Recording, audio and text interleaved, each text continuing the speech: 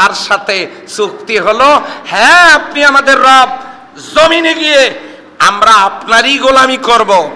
এখন এই জমিনে এসে যারা অন্যান্যদের গোলামি করেন, করতে চান, করার চেষ্টা করি আমি আপনি, আমরা আপনারা যদি আল্লাহ ছাড়া আর কারো গোলামি করার চেষ্টা করি, আর কারো বিধিবিধান, তরিকা, ফর্মুলা, নিয়ম পদ্ধতি, দফা রফা মানার চেষ্টা করি, দফা তো একটাই, কি নাম সেটা?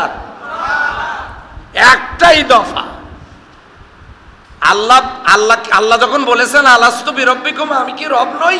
লোকেরা বলল কলু বালা, হ্যাঁ অবশ্যই, কন্টাক্ট হয়ে গেল, আমরা আপনারই গোলামি করব। এই যে দফা দিলাম একটা, দফা একটাই। এখানে 53 দফার দরকার নাই, এখানে 2.5 দফার দরকার নাই। দফা কয়টা? হ্যাঁ, ওই দফা যদি মেনে চলা না হয় তাহলে জীবন হয়ে যাবে রফা। আল্লাহ তাআলা আমাদের সকলকে ওই আল্লাহর দেওয়া বাতানো নিয়মে তার সাথে চুক্তি ওয়াদা পালনের তৌফিক আল্লাহ দান করুক। সবাই বলে আমিন। যেহেতু আমরা ফিরে যাব কার কাছে? এমন জীবন তুমি কররে গঠন, মরলে হাসিবে তুমি, কাঁদিবে ভুবন। এই জন্য আমরা দুনিয়া থেকে চলে যাওয়ার পর মানুষ যাতে আমাদের জন্য হাত তুলে একটুখানি দোয়া করতে পারে, এমন তো হতেও পারে কারো দোয়া আল্লাহর দরবারে কবুল হলে মাপ পেয়েও যেতে পারি, তবে মানুষের বদদোয়া পাই এমন জীবন যেন আল্লাহ আমাদেরকে না দেন।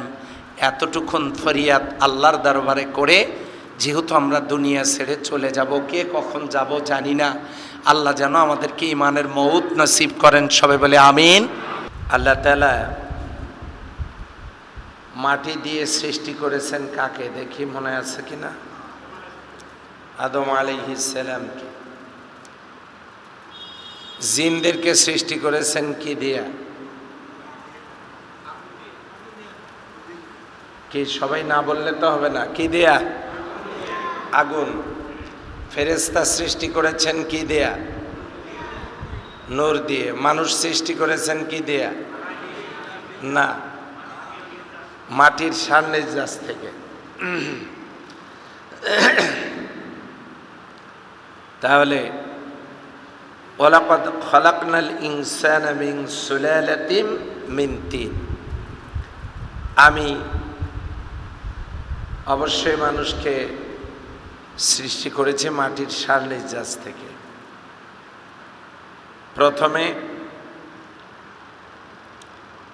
প্রথমে হচ্ছে শুক্রকীট, তারপরে জমাট রক্ত, তারপরে গোশত, তারপরে হাড়, তার উপরে চামড়া দিয়ে আল্লাহ সুবহানাহু ওয়া তাআলা সৃষ্টি করলেন। এরপরে ফাতাবারাকাল্লাহু আহসানুল খালিকিন, চমৎকার আকৃতি দান করলেন। বলেন সুবহানাল্লাহ।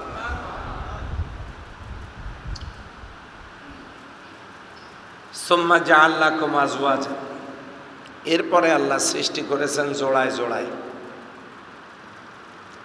আদম আলাইহিস সালামের মা হাওয়া আলাইহিস সালামের প্রত্যেকটা সন্তান জোড়ায় জোড়ায় আল্লাহ সৃষ্টি করেছেন। এরপর আল্লাহ রাব্বুল আলামিন আমাদেরকে এই সৃষ্টি করার পর ফি করারিম মাকিন, সুরক্ষিত জায়গায় রেখে দিলেন। সে জায়গাটা কোথায়? মায়ের পেটে। দুনিয়াতে আসার যখন সময় হলো, সুম্মা নুখরিজুকুম তিফলা, মায়ের কলিজার নিচের তার ছিঁড়ে আল্লাহ দুনিয়াতে বের করে দিলেন।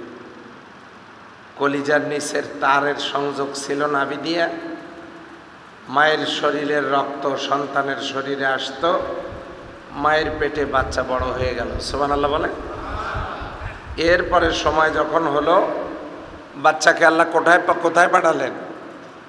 দুনিয়ায় পাঠালেন। এখন মায়ের কলিজার তার ছেঁড়া সন্তান দুনিয়াতে এসে কে খাবে, কি খাবে, এর বন্দোবস্ত কে করে দিলেন? দরখাস্ত করা লাগে নাই। এরপরে আল্লাহ দুধ খাওয়ালেন, মায়ের দুধ খাওয়ালেন 2 বৎসর। তারপরে বাচ্চা বাড়তি খাবার খাবে, খেতে গেলে দাঁত লাগবে, আল্লাহ সেটাও দিলেন।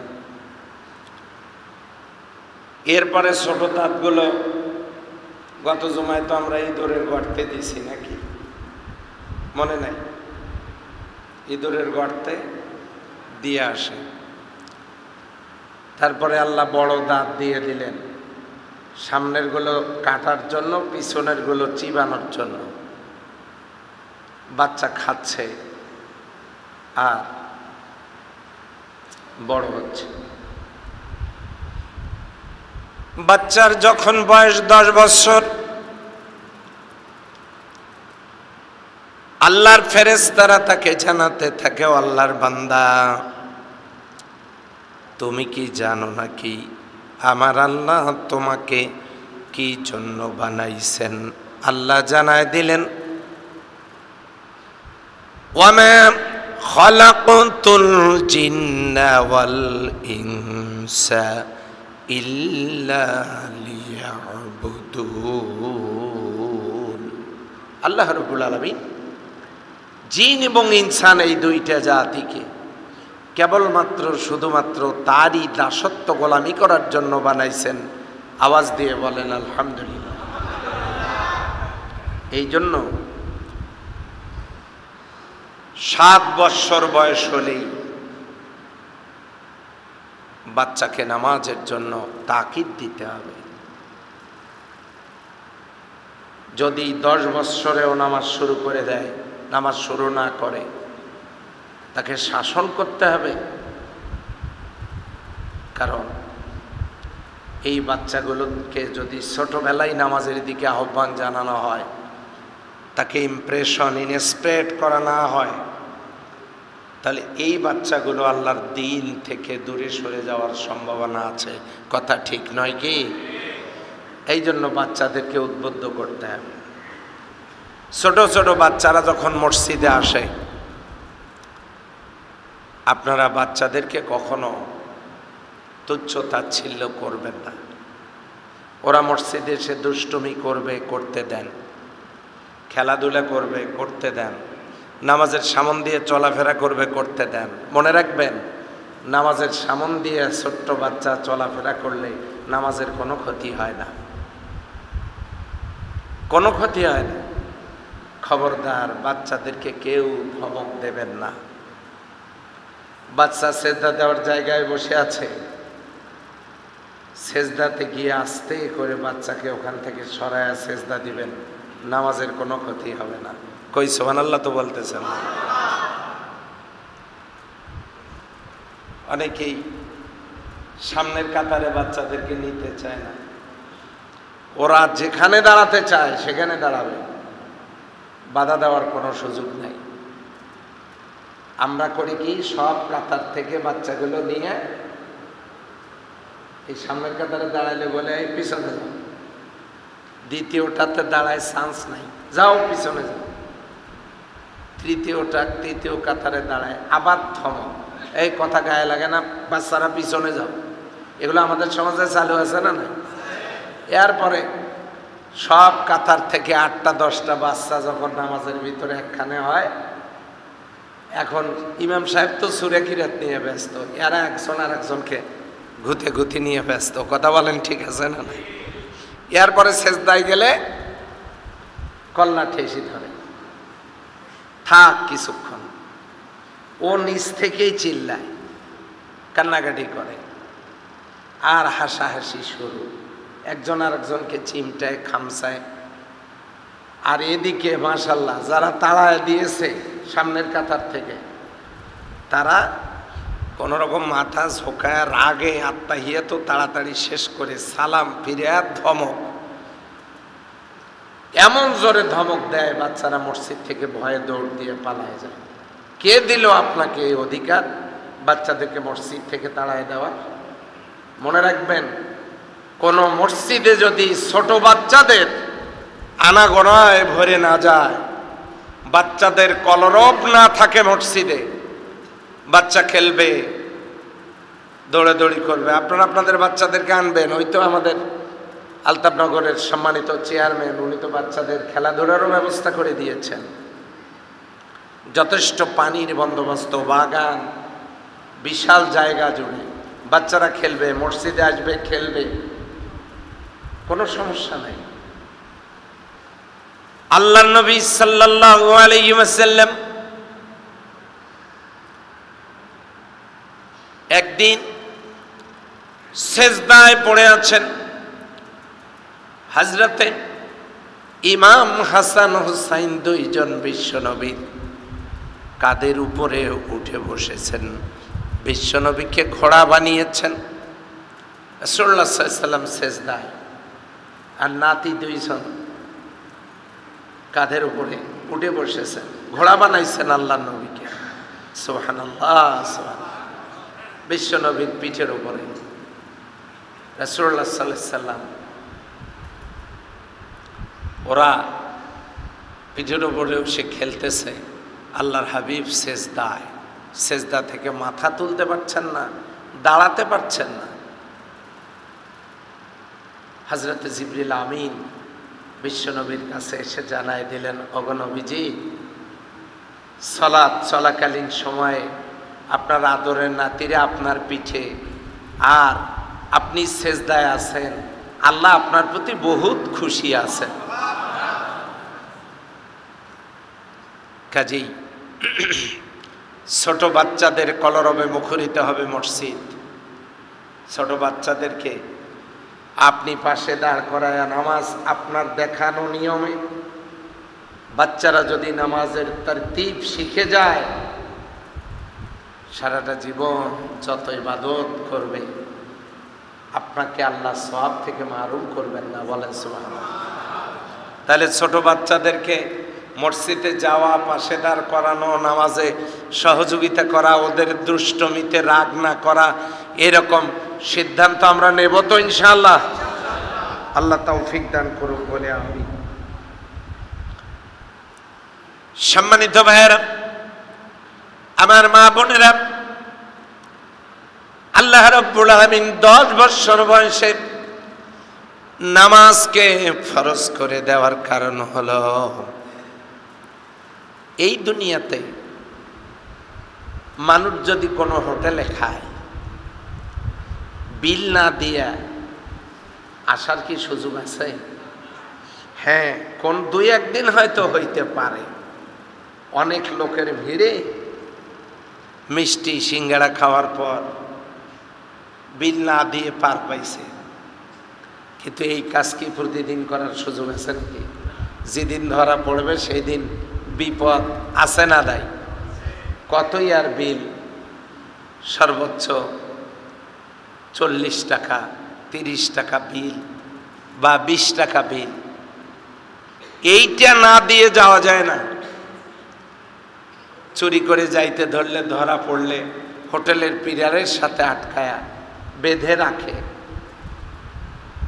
টাকা ছাড়া যেতে দেয় না, এই সামান্য খাবারটুকু খাওয়ার পর। অথচ লক্ষ্য করে দেখেন তো, আমার আল্লাহ বিনামূল্যে প্রতিদিন 16 কেজি অক্সিজেন আমাদেরকে দিচ্ছেন। 1 কেজি অক্সিজেনের দাম 250 টাকা, 16 কেজি অক্সিজেনের দাম 4000 টাকা। আমার আল্লাহ 4000 টাকার অক্সিজেন আজকের দিনে আমাকে বাঁচায় রাখতে আল্লাহ বিনামূল্যে আমাকে দিয়ে দিবেন। তাহলে প্রত্যেককে 16 কেজি হলে আল্লাহ বিনামূল্যে কত টাকার অক্সিজেন প্রতিদিন সরবরাহ করতেছেন? এর কি মূল্য আমরা পরিশোধ করতে পারবো? আল্লাহ তাআলা বিনামূল্যে অক্সিজেন দিলেন, আর কত কি খাওয়াচ্ছেন আল্লাহ আমাদেরকে। এই সুন্দর ফল, এই সুন্দর ফুল, মিঠা নদীর পানি, আল্লাহ তোমার মেহেরবানি। সুবহানাল্লাহ বলবেন না? এক একটা গাছের ফলের এক এক স্বাদ। আল্লাহ নিয়ামত দিয়েছেন, কত চমৎকার আমরা খাচ্ছি। আল্লাহ রাব্বুল আলামিন বলেন বান্দারে, ওয়াইন তাউদ্দু নি'মাতাল্লাহি লা তুহসুহা। আল্লাহ বলেন আমি এত নিয়ামত দিয়েছি তোমরা গুণেও শেষ করতে পারবে না, এত নিয়ামত। আপনি যে হাঁস মুরগি গরু ছাগল আমরা জবাই করে খাই, এগুলো সারা দিনের জীবনের জন্য আমরা তাদের গলায় ছুরি চালায় দিয়ে বিদায় করে দেই। তাদের জীবন শেষ করে দিয়ে মুরগি খাইলাম, মোরগ খাইলাম, হাঁস খাইলাম, কবুতর খাইলাম, গরু খাসি খাইলাম, এই যে খাইলাম প্রাণীগুলো শেষ করে দিয়া এই রিজিকের ব্যবস্থা কে করেছেন? ওই পশুগুলো জিকির করতো কার? বন্ধ করে দিয়ে খাচ্ছি। আল্লাহ বলেন ও বান্দা, বিনামূল্যে সূর্যের আলো দিলাম, একটা সেকেন্ড এই সূর্যটা জ্বালায় রাখতে আমি আল্লাহর বিদ্যুৎ খরচ হচ্ছে 30,000 কোটি ফরেনহাইট। এই সূর্য তোমাদেরকে আলো দিচ্ছে, তাপ দিচ্ছে। বৃষ্টির যখন প্রয়োজন হচ্ছে আমি বৃষ্টি দিচ্ছি।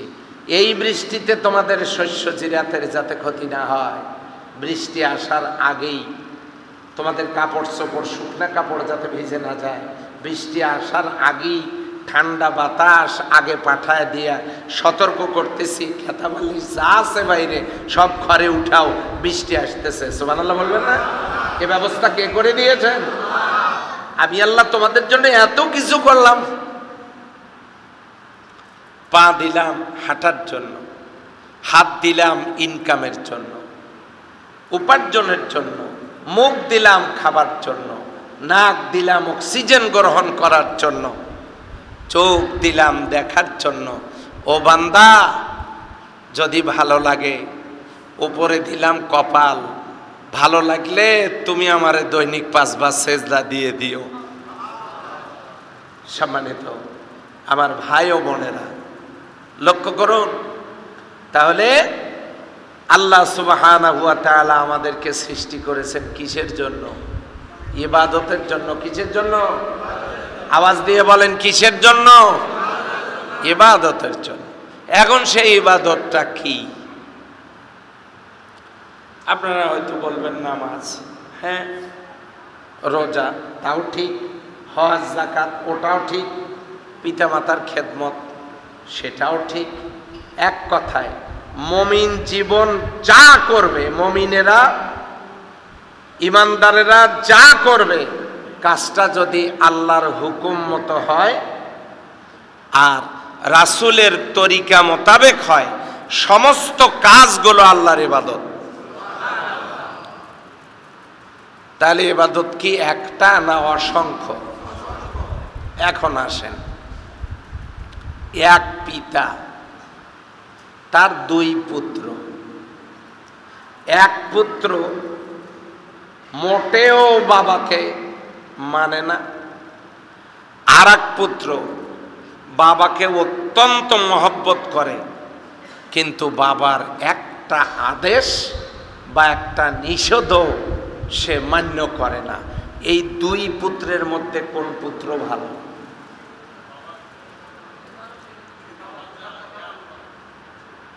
আবার শোনেন, এক পুত্র বাবাকে সহ্যই করতে পারে না, আর এক পুত্র বাবাকে মহব্বত করে কিন্তু বাবার কোনো আদেশ নিষেধ একটাও মানে না। কোন পুত্র ভালো? হ্যাঁ, বুঝি না।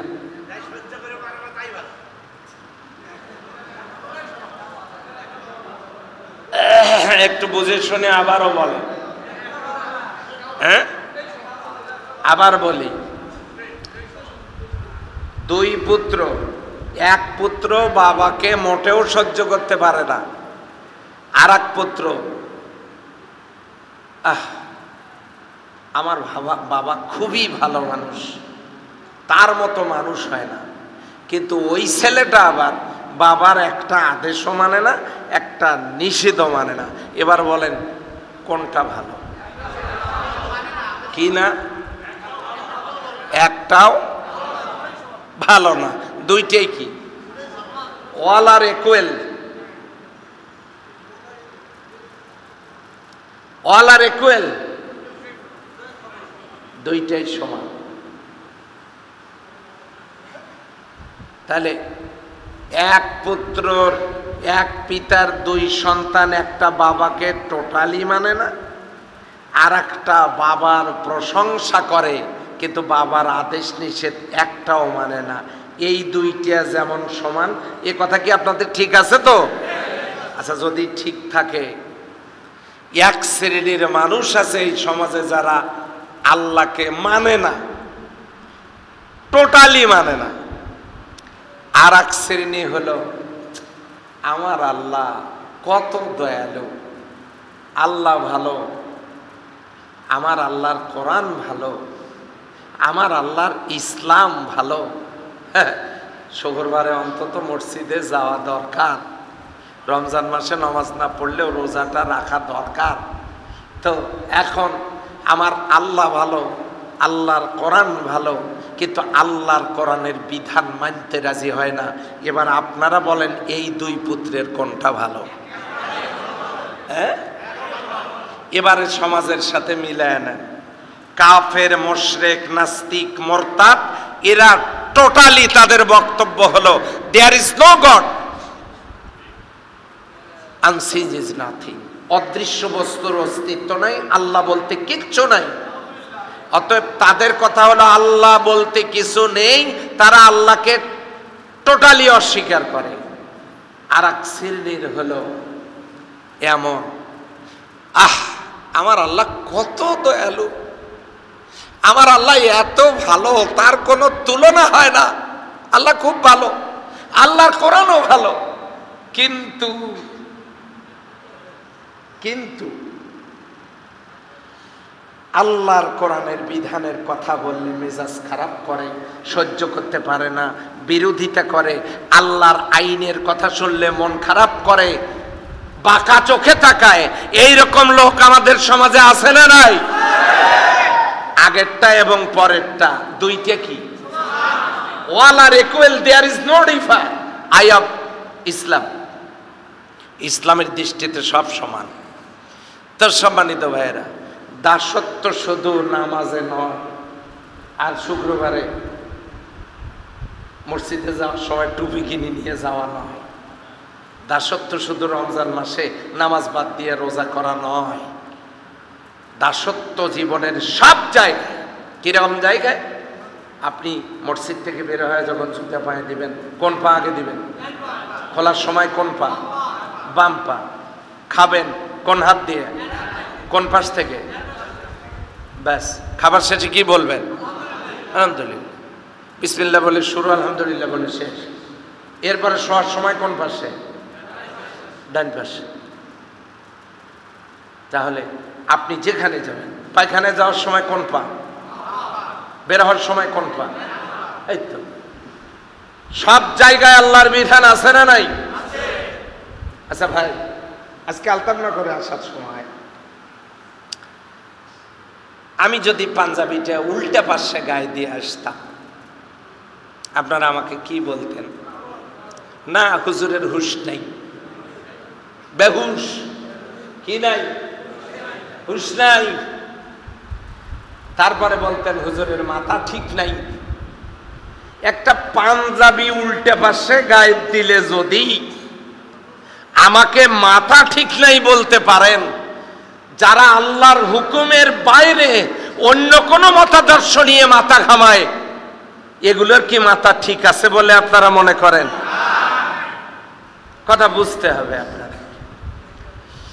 আমাদের এলাকায় কোন লোক যদি মঞ্চে দাঁড়ায়, পরনে কোনো কাপড় চোপড় নাই, দাঁড়ায় যদি বলে, কাপড় বিহীন অবস্থায় দাঁড়ায় যদি বলে, ভাই সব আমি এই এলাকার নেতা হইতে চাই, আপনারা কি তার কাপড় ছাড়া মঞ্চে তাকে রাখবেন? হ্যাঁ, রাখবেন? কি বলবেন? লোকটাকে কি বলবেন? কোন দেখি কি বলবেন? পাগল। যদি এই লোকটাকে আপনি পাগল বলেন, যে লোকটা নামাজ ছাড়া মঞ্চে, পোশাক ছাড়া যদি পাগল হয়, অথচ লোকটা দুনিয়াতে আসছেও কাপড় ছাড়া, যাবেও কিন্তু কাপড় ছাড়া, আমরাই তাকে একটা কাপড় দিয়ে ঢেকে পাঠায় দিই আমাদের লজ্জার কারণে। দুনিয়াতে আসার সময় জিন্সের প্যান্ট পরে আসে নাকি? কাপড় নিয়ে আসে? তাহলে দুনিয়াতে আসার সময় কাপড় ছাড়া আসে। এই লোক কাপড় ছাড়া জনগণের সামনে দাঁড়ালে ওটা যদি পাগল হয়, তাহলে নামাজ ছাড়া যে দাঁড়ায় এই লোকটা কি হইতে পারে? পাগল তো পাগলে, পাগলেরও মাথা নষ্ট। এইরকম হওয়ার সম্ভাবনা আছে না নাই? সম্মানিত ভাইয়েরা, এই জন্য কথা আমাদেরকে বুঝতে হবে, দাসত্ব কি এক জায়গায় না সব জায়গায়? হ্যাঁ, আমরা নামাজে দাসত্ব করি, কিন্তু বউয়ের মহারানাটা কি পরিশোধ করেছি? ওই জায়গায় কিন্তু হিসাবে খুব টনটনা। মহারানা 3 লাখ আর নিয়ে যায় নাকফুল। বাসর রাত হুজুর মহব্বত বাড়ার জন্য মিষ্টিতে ফু দিয়ে দেয়, 2 জনে ভাগ করে খাবেন, মহব্বত বাড়বে। এখন এই মিষ্টির পিরিচ নিয়ে স্বামীর কাছে যায়, গিয়ে বলে তুমি অর্ধেক খাও, আমি অর্ধেক খাই, হুজুর ফু দিয়েছে, মহব্বত বাড়বে। স্বামী মুখ ফিরায় নেয়, খাবো না। স্ত্রী আবার এ পাশে পিরিচ নিয়ে আসে, স্বামী এ পাশে মুখ ফিরায়, খাবো না। আবার স্ত্রী এ পাশে আসে, স্বামী মুখ ফিরায় নেয়, খাবো না। স্ত্রী বলে কি গো, আমার কোনো কি দোষ তুমি খুঁজে পেয়েছো, খাচ্ছ না কেন? স্বামী বেচারা দেখেন কত চালাক, বলতেছে মহারানা মাফ করে দিলে খাই, না দিলে খাবার নাই। দেখেছেন, কৌশল করে মহারানা মাফ করার একটা টেন্ডেন্সি, মাপ নেওয়ার টেন্ডেন্সি। সম্মানিত ভাইয়েরা, অবশ্য ওই রকম লোক পীরগঞ্জে নাই, আমি গ্যারান্টি দিয়ে বলতে পারি, একজনও নাই। আমাদের পীরগঞ্জে সব মহারানা পরিষদ। তাহলে আল্লাহর হুকুম বিয়ে শাদিতে আছে না নাই? নারীরা যদি জানতেন ইসলাম আমাদেরকে সবচাইতে বেশি জিতায়া দিছে, জন্মের পর থেকে বিয়ের দিন পর্যন্ত সব খরচ বাবার, বিয়ের দিন থেকে কাফনের কাপড় পর্যন্ত সব খরচ স্বামীর। স্ত্রী হওয়ার কারণে স্বামীর মহারানা পাবে, স্বামীর সম্পত্তিতে অংশ পাবে, বাবার সম্পত্তিতে অংশ পাবে। তারপরে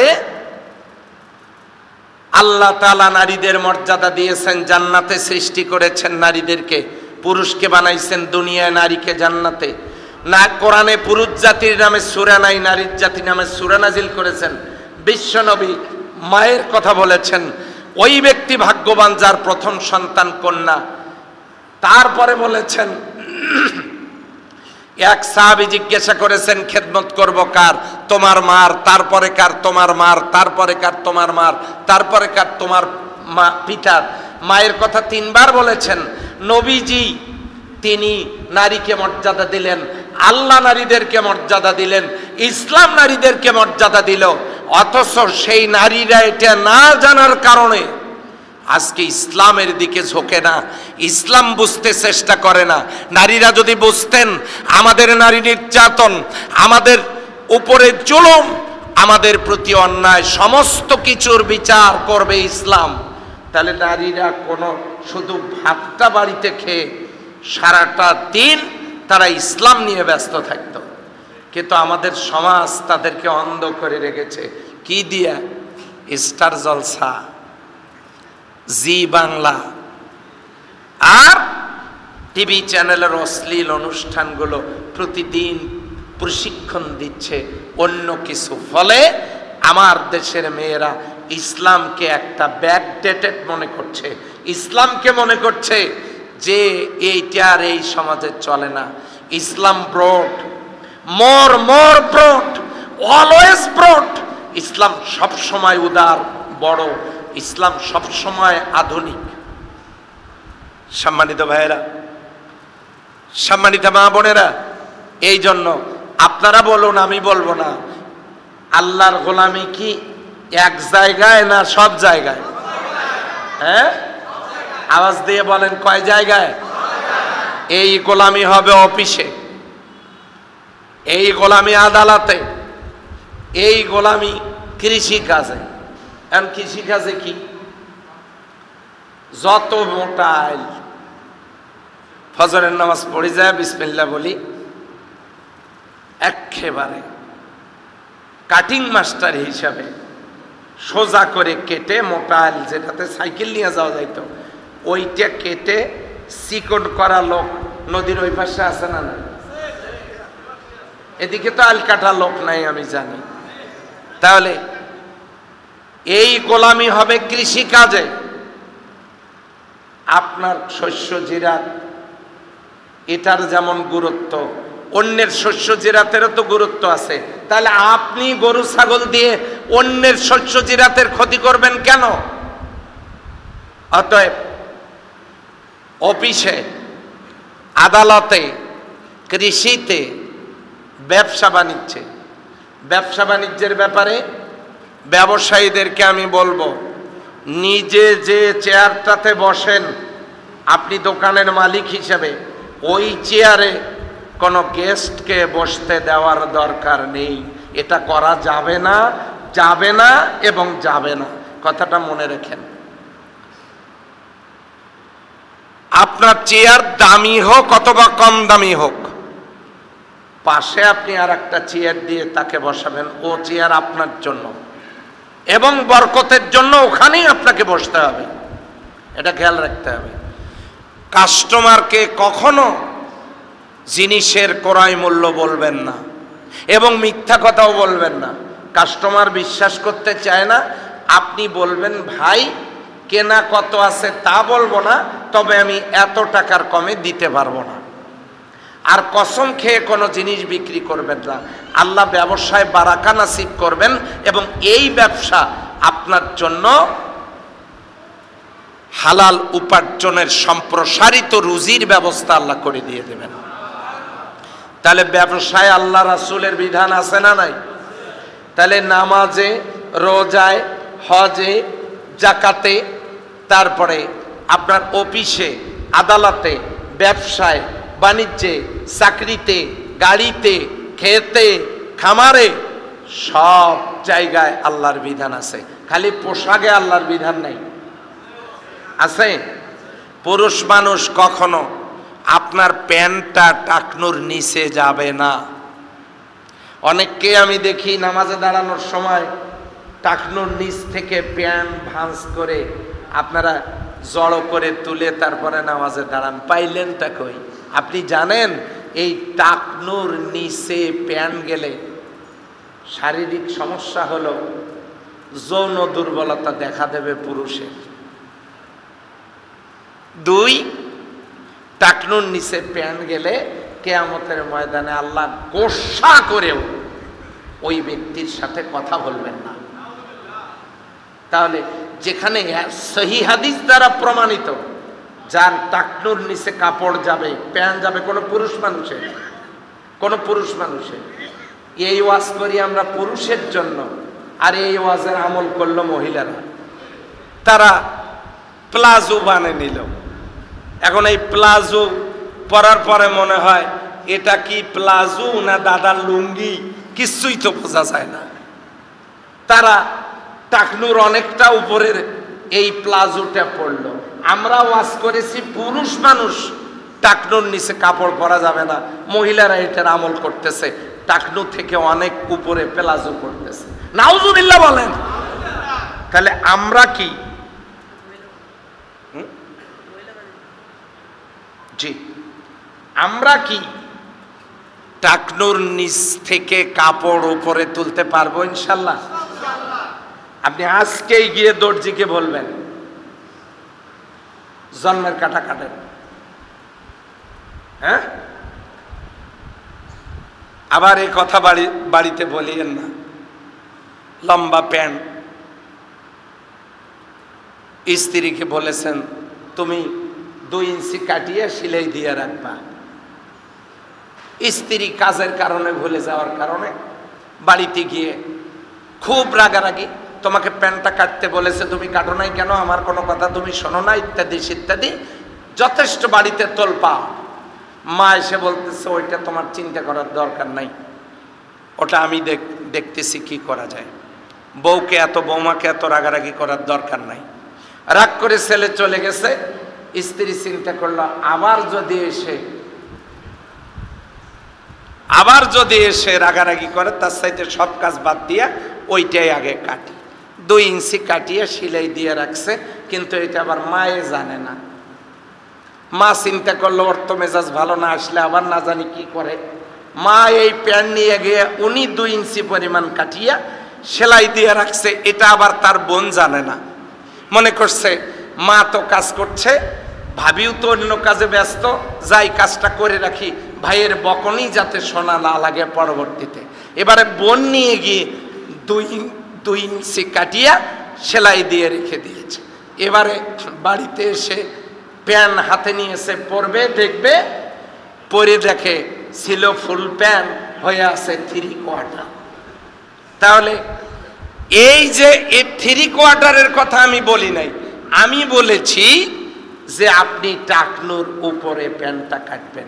আপনাকে একটু দেখতে হয়তো মনে লাগবে কেমন কেমন যেন লাগতেছে, দুনিয়ার মানুষ আপনাকে যাই বলুক, আমার আল্লাহ আপনার প্রতি খুশি থাকবেন। তাহলে পোশাকে আল্লাহর ইবাদত আছে না নাই? হ্যাঁ, মা বোনেরা, your body is just only for your husband. আপনার শরীর আপনার স্বামীর জন্য। এই জন্য আপনি আটো-সাটো পোশাকে, পাতলা পোশাকে, অথবা আপনি ওই যে প্লাজো মার্কা পোশাকে, কিংবা আপনার এমন কোনো ড্রেস আপে যেটাকে আপনাকে খুবই আপত্তিজনক লাগে, এমন পোশাক পরে অন্যের দৃষ্টিনন্দনের জন্য আপনারা নিজেদেরকে প্রদর্শন করবেন না। আপনাদের ব্যাপারে কোরআনের বিধান হলো ওয়াকারনা ফি বুয়ুতিকুন্না ওয়ালা তাবাররাজনা তাবাররাজাল জাহিলিয়াতিল উলা। তোমরা জাহিলি যুগের মতো নিজেদেরকে প্রদর্শন করে বেড়ায়ও না। এই জন্য পুরুষদের পোশাক কেমন হবে? পুরুষেরা 2 রকমের পোশাক পরতে পারবে না, 3 রকমের পোশাক পরতে পারবে না। 1, ডাইরেক্ট লাল যেটা, এটা পোশাক পরতে পারবে না। 2, হলুদ রঙের পোশাক পুরুষ পরতে পারবে না। 3, সিল্কের পোশাক পুরুষ পরতে পারবে না। নারীরা সব ধরনের পোশাক পরতে পারবে, কিন্তু নারীরা শুধু নিজের শরীরের আপত্তিজনক জায়গাগুলো অন্যের দৃষ্টি গোচর যাতে না হয়, এই ব্যাপারটা খেয়াল রাখবে। অনেকেই প্রশ্ন করেন যে ইসলাম যদি কখনো রাষ্ট্র ক্ষমতায় এসে যায়, তাহলে কি নারীদেরকে একদম হাতে হাত মুজা, পায়ে পা মুজা, চোখ মুজা, একেবারে গোটা মানুষ ঢেকে শালু কাপড় দিয়ে পেঁচায়া, পলিথিন দিয়ে মোড়ায়া, জনমের মতো বস্তার মধ্যে ঢুকায়া আপনারা কি পর্দা করে রাখবেন? আমি তাদের জবাবে বলি, সম্মানিত ভাইরা, ইসলাম কি কাপড়ের দোকান দিছে নাকি? হাত মুজে পা মুজের দোকান দিছে নাকি? বলেন। নারীরা যারা অমুসলিম, তাদেরকে ইসলাম পর্দা করার কথা বলবে না, কারণ পর্দার বিধান তো তাদের জন্য প্রযোজ্য নয়। যারা পর্দা মেনে চলবে তারা ঈমানওয়ালা, আর যারা ঈমানওয়ালা তাদেরকে ইসলাম বলবে নারীরা তোমরা পর্দা করো, পর্দাই তোমাদেরকে সুন্দর লাগে, অনিন্দ সুন্দর লাগে। নারীরা যদি ইসলামের এই বক্তব্য শুনে পর্দা করে আলহামদুলিল্লাহ, যদি কেউ করতে না চায় ইসলাম তাদেরকে কঠোর হস্তে দমন করবে না। ইসলাম ব্রড, মোর ব্রড। সম্মানিত ভাইরা, অমুসলিমদেরকে ইসলাম বাধ্য করবে না পর্দা করার ক্ষেত্রে। আমরা তাদেরকে উপদেশ দেব, নসিহত করব। এই ইসলাম যখন একটা প্রেক্ষাপট তৈরি হয়ে যাবে, তখন ইসলামের আইনেই পর্দা হয়ে যাবে ইনশাআল্লাহ, তবে অমুসলিম ছাড়া। সুবহানাল্লাহ বলবেন না? এখন তাহলে আমার সাথে আপনারা স্বীকার করলেন আজকে যে আল্লাহর দাসত্ব আর ইবাদত এক জায়গায় না সব জায়গায়? এই দোলনা থেকে কবর পর্যন্ত জীবনের সব কিছু কার হুকুমে হওয়া দরকার? এর নাম আল্লাহর দাসত্ব।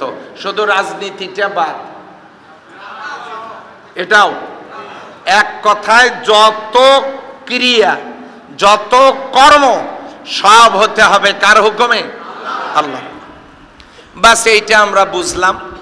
যদি বুঝে থাকেন আলহামদুলিল্লাহ ভালো, আর যদি না বুঝে থাকেন তাহলে হঠাৎ করে একদিন মালাকুল মউত এসে হাজির হবে।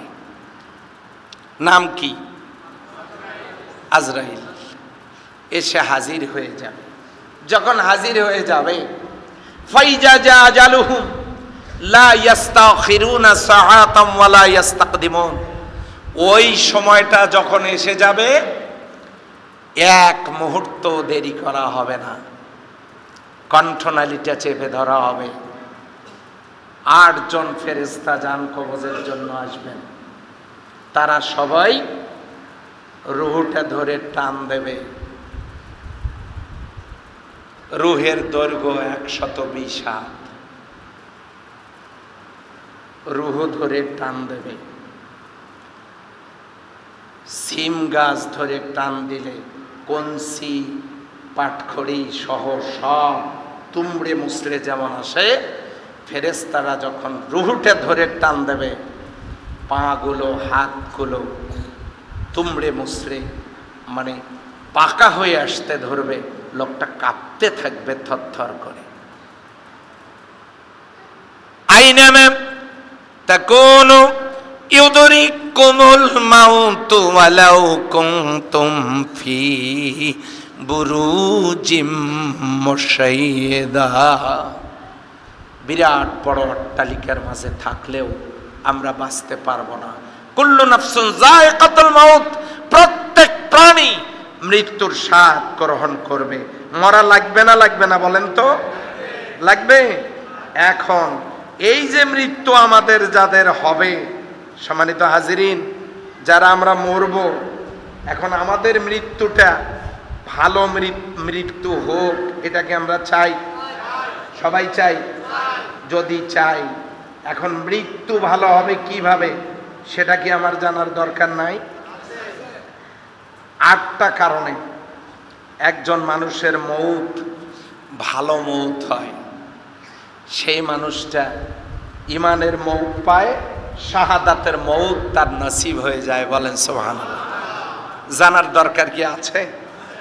এক, যে ব্যক্তি মরার আগে কালিমা পাঠ করার সুযোগ পায়, এই লোকের মৃত্যুটা শহীদি মৃত্যু হয়, ভালো মৌত হয়, ইমানের মৌত হয়। আমি আজ থেকে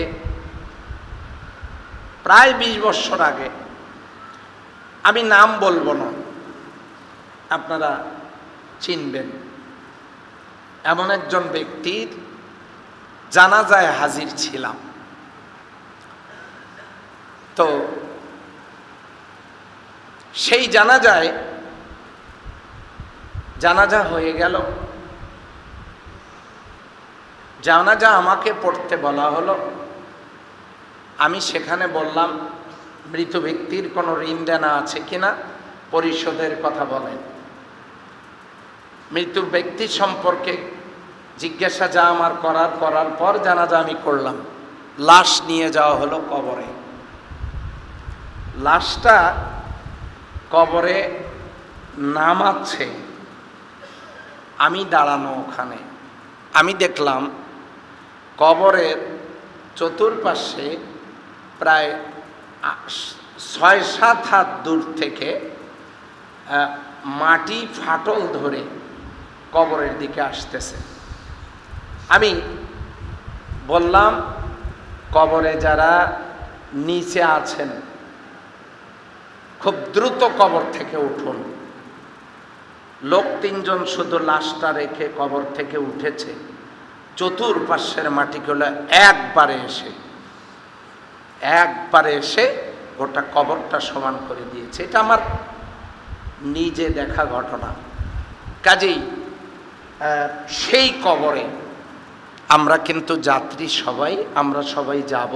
মনে রাখবেন, কবর কিন্তু জায়গা ভালো না, মোটেও জায়গা ভালো না। এখন কালিমা পড়ার সুযোগ যদি হয় তাহলে লোকটার ইমানের মউত নসিব হলো। ভালো মৃত্যু বোঝার জন্য দ্বিতীয় যে লক্ষণ সেটি হলো মৃত ব্যক্তির কপালটা ঘেমে যাবে। কপালে ঘাম থাকলে বুঝবেন লোকটার ইমানের মউত নসিব হয়েছে। এরপর লোকটা যদি ইমানদার হয় জুমার রাতে যার মউত নসিব হবে। এরপর লোকটা আল্লাহর জমিনে আল্লাহর দ্বীন কায়েম, ইসলাম কায়েম, কোরআন কায়েমের জন্য যাদের জীবনটা দিতে হয়েছে, যারা শহীদ হয়েছেন, তাদের মউতটা ইমানের মউত হয়ে যায়। মানুষের অধিকার রক্ষার জন্য, সার্বভৌমত্ব রক্ষার জন্য, অধিকার রক্ষার জন্য, মানবাধিকার প্রতিষ্ঠার জন্য যারা জীবন দেন, লোকটা যদি ঈমানওয়ালা হয় তাহলে লোকটার শাহাদাতের মউত নসিব হয়, ভালো মউত নসিব হয়। এরপরে প্লেগ রোগ, অর্থাৎ কোনো মহামারী এসে বিশাল এলাকা একদম নিস্তব্ধ করে দেয়। কিছুদিন আগে এসেছিল করোনা। লোকটা যদি ঈমানওয়ালা হয়, এই করোনায় যদি কারো মউত নসিব হয়, লোকটার ইমানের মউত নসিব হয়ে যাবে। এই প্লেগে কারো যদি মৃত্যু হয়। এরপরে পেটের পীড়া, লোকটা যদি ইমানওয়ালা হয়, ডায়রিয়া হয়, ডায়রিয়া হয়েও যদি লোকটা মারা যায়, পেটের কোনো পীড়ায় যদি লোকটা মারা যায়, লোকটার ইমানের মউত নসিব হয়ে যায়। এরপরে ভূমিধস, পাহাড়ের কোনো পাথর এসে, অর্থাৎ কোনো এলাকা ভেঙে, দেওয়াল পড়ে গায়ের উপরে পড়ে, কিংবা কোনো বিল্ডিং পড়ে গিয়ে ভূমিধসে চাপা পড়ে যে মৃত্যুবরণ করেন, তার ভালো মউত নসিব হয়।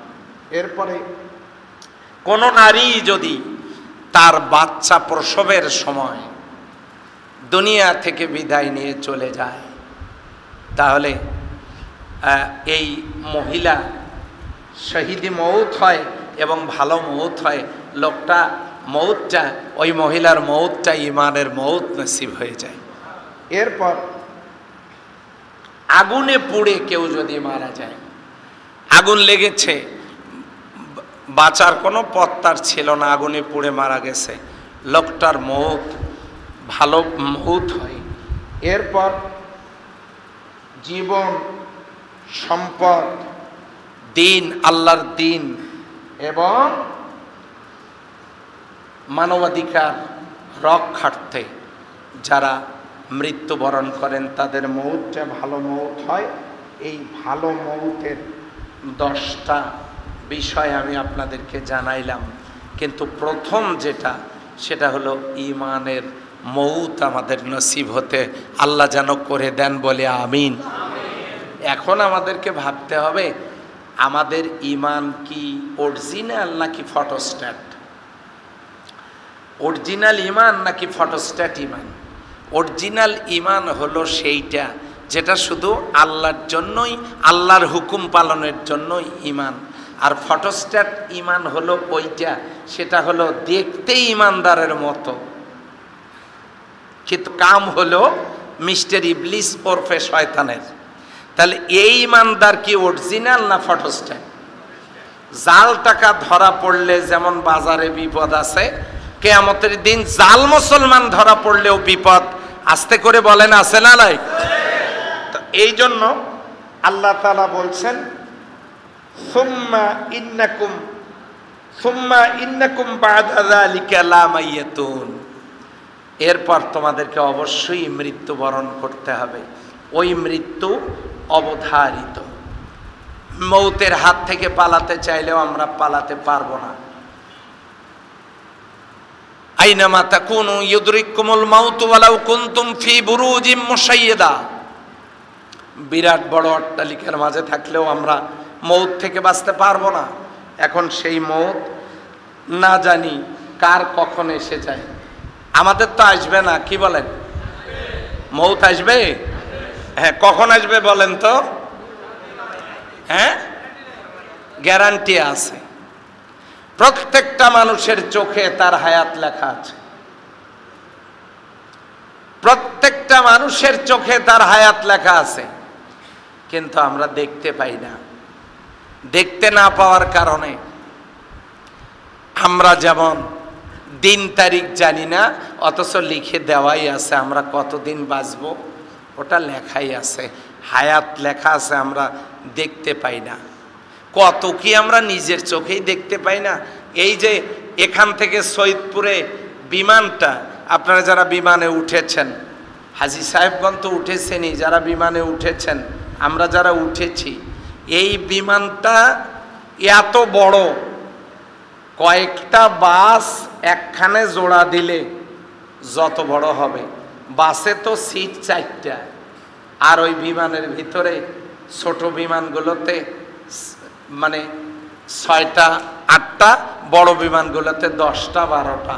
এই বিমান, এত বড় বিমান, আমি যখন 2004-এ সৌদিতে যাই, তখন যে বিমানে আমি গেলাম 480 জন যাত্রী নিয়ে এই বিমান চলে গেল। 480 জন যাত্রীর মালামাল এবং লোকজনগুলো নিয়ে এই বিমানটা আকাশে উড়ল। এত বড় বিমান যখন আকাশে ওড়ে, আমরা কি দেখতে পাই? দেখতে পাই না।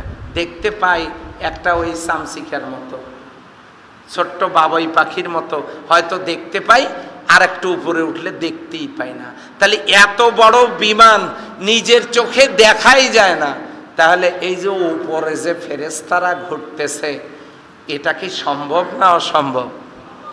আমরা দেখি না, আমাদের চোখ দিয়ে আমরা দেখি না। এত বড় বিমান উপরে ওঠে, ওইটা দেখি বাবুই পাখির মতো, অথবা দেখি না।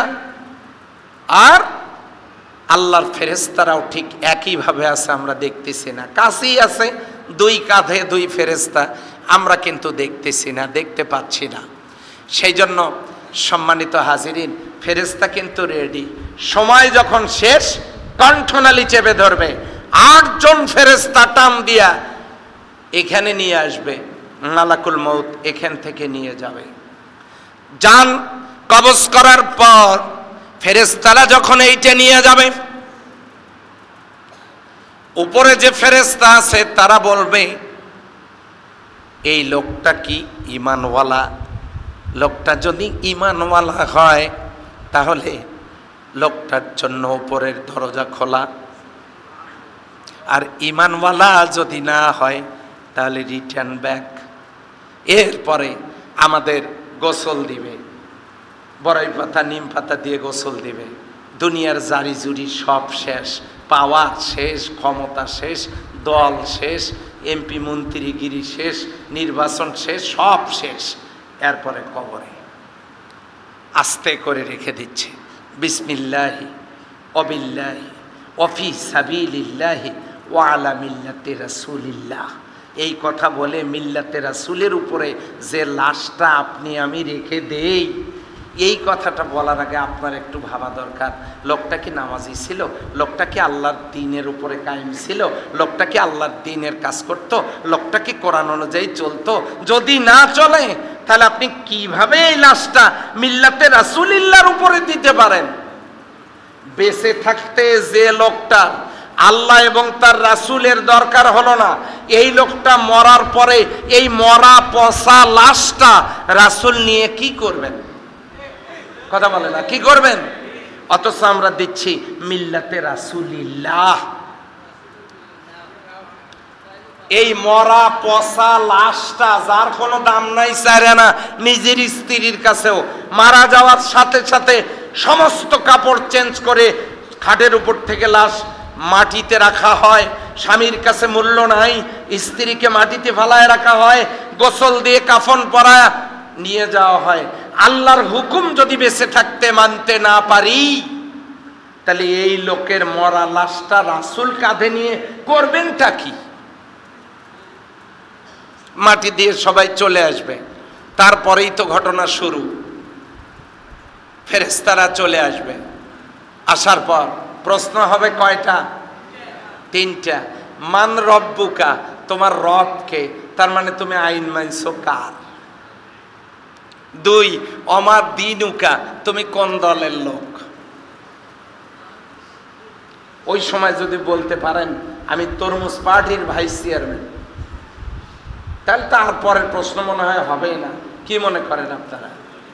এবারে লক্ষ্য করেন, মান রব্বুকা, তুমি আইন মানছো কার? রব শব্দের অর্থ আইনদাতা। দলিল আলা লাহুল খালকু ওয়াল আমর তাবারাকাল্লাহু রাব্বুল আলামিন, সৃষ্টি যার, আইন চলবে তার। এটা রব শব্দের অর্থ হলো আইনদাতা। তুমি আইন মানছো কার? প্রথম প্রশ্ন। দ্বিতীয় প্রশ্ন, আমা দিনুকা, দিন মানে দল, দিন মানে ইসলাম, দিন মানে পরকাল, দিন মানে পূর্ণাঙ্গ জীবন ব্যবস্থা, দিন মানে আদর্শ। দলিল ইন্নাদ দীনা ইনদাল্লাহিল ইসলাম, দিন মানে ইসলাম। ওখানে দেখেন দিন শব্দ আছে। মালিকি ইয়াউমিদ্দিন, ওখানেও দিন শব্দ আছে, যিনি বিচার দিনের মালিক। দিন মানে পূর্ণাঙ্গ জীবন ব্যবস্থা। আল ইয়াউমা আকমালতু লাকুম দীনাকুম, দিন মানে হলো আদর্শ। ইন্নী আখাফু আন ইউবাদদিলা দীনাকুম, দিন মানে দল, সেটা হলো ওয়াতমামতু আলাইকুম নি'মাতি ওয়া রাদিতু লাকুমুল ইসলাম দীন। তাহলে অমা দিনুকা, তুমি কোন দলের লোক? তিন নম্বরের প্রশ্ন, অমান নাবিয়ুকা। নাবা শব্দের অর্থ ব্রেকিং নিউজ, নাবা অর্থ হেডলাইন্স, নাবা অর্থ সংবাদ শিরোনাম। কোরআনে একটা সূরা আছে, সূরা নাবা, সেখান থেকে নবী, নবী মানে মেসেঞ্জার, নবী মানে সংবাদদাতা, নবী মানে সাংবাদিক। এখন আসেন, কি সংবাদ? সংবাদের ইংরেজি নিউজ। নিউজ কি? NEWS, news. এনতে নর্থ, উত্তর, ইতে ইয়েস, পূর্ব, ডাব্লুতে ওয়েস্ট, পশ্চিম, এসতে সাউথ, দক্ষিণ। পূর্ব পশ্চিম উত্তর দক্ষিণ মিলে ইন দ্য আর্থ, গোটা পৃথিবী। এই পৃথিবীর সংবাদ আল্লাহর হুকুমে যিনি পৃথিবীবাসীর কাছে সংবাদ বাহক, তিনি হলেন নবী, তিনি হলেন নেতা, তিনি হলেন লিডার, তিনি হলেন মেসেঞ্জার, তিনি হলেন সাংবাদিক মুহাম্মদুর রাসূলুল্লাহ সাল্লাল্লাহু আলাইহি ওয়াসাল্লাম। ওমান নবিয়ুকা, তোমার লিডার কে? আইন মেনেছো কার? দল করেছো কি?